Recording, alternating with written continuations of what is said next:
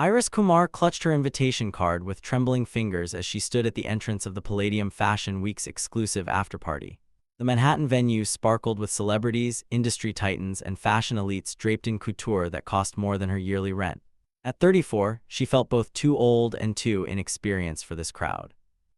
Invitation, the security guard's voice was bored, his eyes already looking past her to the glittering socialites behind. Iris handed over the crisp ivory card. I'm here to represent Kumar Designs. The guard studied it longer than necessary, his eyebrows rising slightly. Wait here. Her heart sank. The whispers began immediately from a cluster of influencers nearby. Is that the Kumar woman? The one who stole Vivienne's designs? How did she get in? The murmurs spread like wildfire as Vivienne Morgan herself approached, the queen of Manhattan fashion, owner of Morgan Oat and editor of Style magazine. At 50, Vivienne had the kind of beauty money could buy and power could maintain. Iris, her voice carried across the entrance hall, silencing conversations. How unexpected to see you here. The room quieted. Everyone loved Vivienne's public executions. I was invited, Iris said softly, holding up her invitation, by the Federation. Vivienne's smile was glacial. An administrative error, I'm sure. She plucked the invitation from Iris's fingers, tearing it neatly in half. We don't welcome plagiarists in these halls. A wave of hushed laughter rippled through the crowd. Someone snapped a photo. Tomorrow, Iris would be trending for all the wrong reasons. Security, Vivienne called sweetly. Please escort Ms. Kumar out. She appears to have crashed our little gathering. As the guards approached, Iris stood frozen, the beautiful midnight blue dress she'd spent weeks perfecting suddenly feeling cheap and obvious under the spotlights. This wasn't just rejection, it was calculated humiliation. The worst part wasn't the snickering or the phones recording her shame. It was knowing that just 3 years ago she had been Vivienne's protégé, her rising star. Until everything changed. 7 years earlier, Iris had been a fashion design graduate with extraordinary talent but no connections. Her portfolio had somehow reached Vivienne Morgan's desk, a miracle that changed her life overnight. You have a raw quality, Vivienne had told her during their first meeting. Unpolished but genuine, I can work with that. Under Vivienne's mentorship, Iris blossomed. She learned the business, developed her aesthetic, and earned a junior designer position at Morgan Oat. Late nights, weekends sacrificed, none of it mattered. Fashion was her oxygen and Vivienne her guiding star. Her closest ally during those years was Zara Phillips, Vivienne's assistant and Iris's confidant. They shared cheap wine in Iris's tiny Brooklyn apartment, complained about Vivienne's impossible demands, and dreamed of their futures. Someday, Zara would say, we'll run this town. The breakdown happened during Fall Fashion Week 2022. Vivienne had asked Iris to develop a signature collection, her big break. For months, Iris sketched, sampled, and refined her vision, sustainable luxury with Indian textile influences honoring her heritage. 3 days before the show, Vivienne called Iris to her office. Her collection had been pulled. Instead, Vivienne unveiled a nearly identical collection, but with crucial differences that made it sleeker, more commercial. I improved your concepts, Vivienne explained coolly. They weren't quite ready. This is business, Iris. But it wasn't just business, it was theft. That evening, devastated, Iris confided in Zara, showing her the original sketches that proved the designs were hers. File a complaint, Zara urged. I'll back you up. The next morning, Iris was fired for creative differences. When she tried calling Zara, her number was blocked. 2 weeks later, Zara was promoted to creative director. Iris's husband Rohan, a corporate attorney, wanted to sue immediately. This is blatant theft of intellectual property. But Iris knew better. Fashion doesn't work that way. It would be my word against Vivienne Morgan. I'd never work again. So instead, she started small. Kumar Designs began in their spare bedroom, sustainable, ethical fashion inspired by cross-cultural aesthetics. For 3 years, she worked in obscurity, building slowly, earning respect in smaller circles. Until last month, when Vogue featured her work in their Designers to Watch spread, the Federation had reached out. And now, this invitation, which had led to the most humiliating moment of her professional life. The security guard's hand on her elbow was unnecessarily firm as he guided her toward the exit. Phones recorded the spectacle, tomorrow's viral content already in production. Please, Iris whispered, this is a mistake. The only mistake, Vivienne announced loudly enough for everyone to hear, was thinking you could steal my designs and then walk into my event. Iris froze. I never stole anything from you. Vivienne's laugh was theatrical. Everyone knows the truth, darling. Your little sustainable collection last season, those were concept sketches from my archive. The crowd murmured. Fashion bloggers were already typing furiously on their phones. From across the room, Iris spotted Zara, now sporting a sleek bob and designer glasses that screamed executive status. Their eyes met briefly before Zara looked away, sipping champagne. Remove her, Vivienne commanded, and check her bag. Designers have been known to steal samples.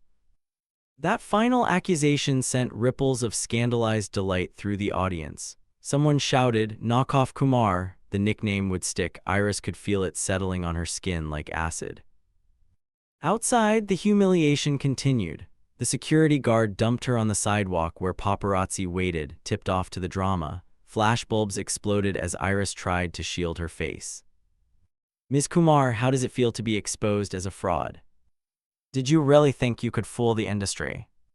Is it true your husband bankrolls your failing business? By morning, the footage was everywhere. Fashion blogs, Instagram, Twitter. Knockoff Kumar trended nationwide. The coverage was brutal. Style magazine, wannabe designer crashes fashion week. Security escorts plagiarist from elite event.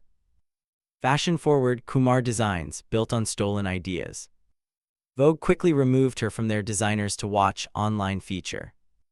In their bedroom, Rohan held Iris as she scrolled through the carnage. This is deliberate character assassination, he said quietly, and it's actionable. It doesn't matter, Iris whispered. Who would believe me now? Rohan took her phone gently. You've been protecting those original sketches for years, the ones Vivienne stole. Where are they? In the safe, but that was 3 years ago. And the new accusation about your sustainable collection. Complete fabrication. My designs use traditional Indian techniques that my grandmother taught me. They couldn't be more different from Vivienne's aesthetic. Rohan nodded slowly. Then we have everything we need. For what? Iris asked.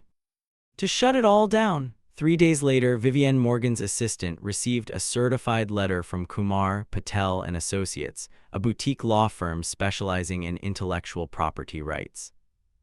What is this? Vivienne asked, barely glancing up from her desk. Legal correspondence, her assistant replied nervously, from Rohan Kumar. Vivienne's hand froze over her keyboard. Iris's husband. Yes, he's requesting a meeting tomorrow at 2 p.m. here. Decline it, Vivienne snapped. He says if you decline, he'll go directly to the Federation with evidence of, the assistant swallowed hard, systematic design theft and workplace harassment. Vivienne's eyes narrowed. Tell him I'll give him 15 minutes. But when Rohan Kumar arrived the next day, he wasn't alone. Behind him walked Iris, and behind her came a young man wheeling in digital display equipment. This is a private meeting, Vivienne said sharply. Not anymore, Rohan replied, his voice calm but firm. Meet Kevin Chen, digital forensics specialist. He's here to authenticate what we're about to show you. The young man nodded politely and began setting up his equipment. I don't have time for theatrics, Vivienne said, reaching for her phone. Before you call security, Iris spoke up, her voice steadier than she'd expected. You should know that I've already spoken with 3 journalists who are very interested in this story. If we're removed, they get everything we have. Vivienne's hand stilled. What exactly do you think you have? Rohan smiled thinly. Time-stamped evidence. The presentation began with split-screen comparisons. On one side, Iris's original sketches from 3 years ago, complete with digital timestamps and cloud storage metadata. On the other, Vivienne's collection that had appeared 3 days after Iris had presented her concepts. These timestamps can't be manipulated, Kevin explained. They're verified through blockchain technology. Next came emails, Vivienne's instructions to her team about repurposing Iris's ideas. Then text messages between Vivienne and Zara discussing how to handle the Kumar situation. Vivienne's face had gone rigid. Where did you get those messages? Zara's phone backup, Iris said quietly. She used my laptop once to restore her phone. The backup remained in my cloud account, forgotten until now. The final piece was the most damning. Security footage from Morgan Oat showing Vivienne entering Iris's workspace after hours, photographing designs, then leaving with original sketch folios. "That's enough," Vivienne said, her voice a brittle whisper. "What do you want?" Rohan handed her a document, a public retraction of all accusations against my wife, financial compensation for damages to her reputation and business, an acknowledgement of all designs appropriated over the years. "This would ruin me." "The alternative," Rohan replied, "is that we take this to the Federation Ethics Committee and file civil charges for defamation and intellectual property theft. Given the evidence, I think we both know how that would end."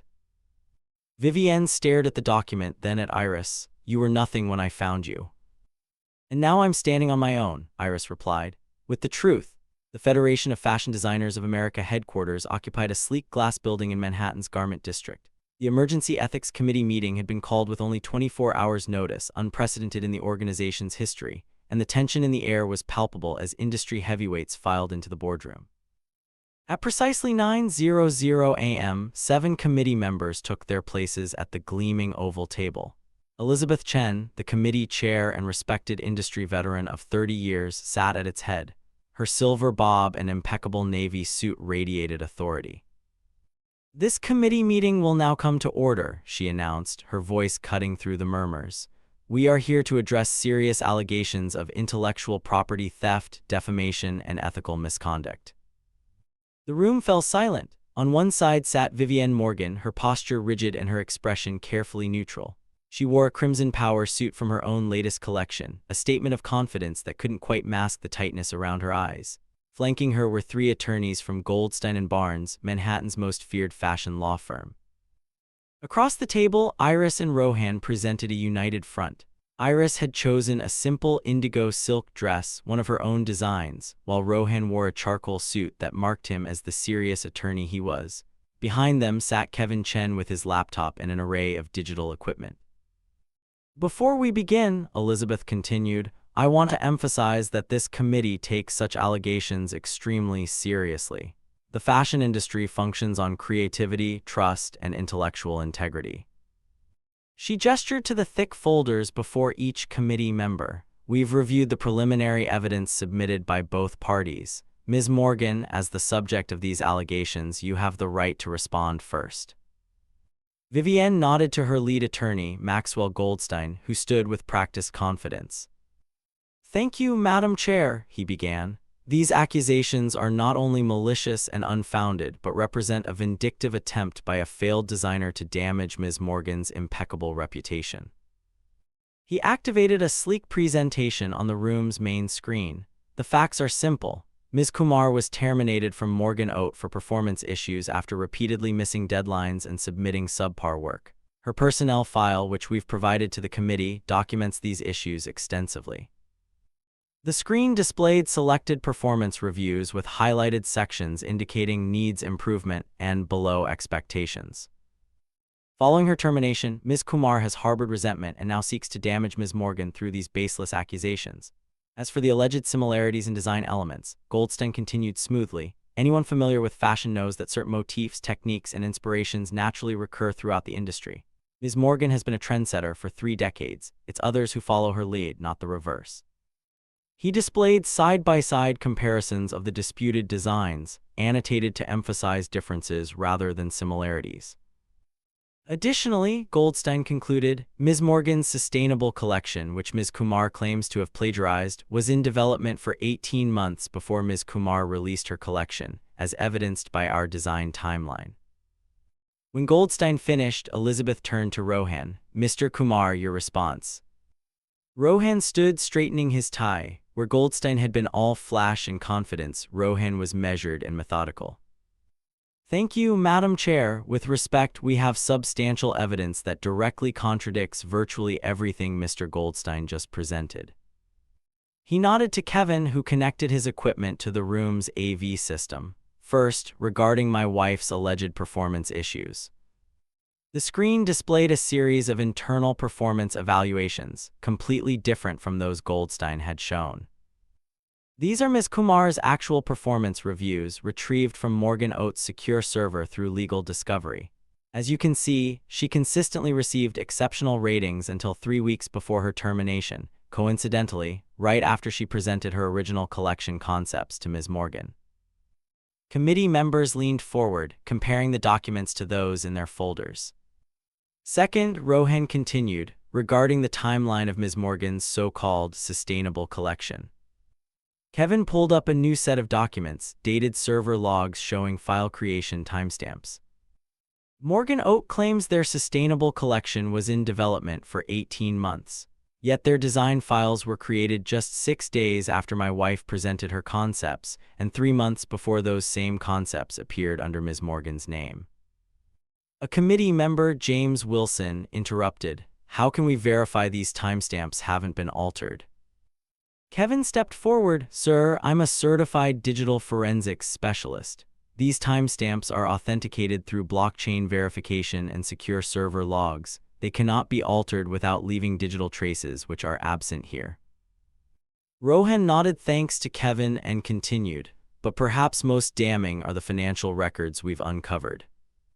The screen now displayed accounting spreadsheets with highlighted entries.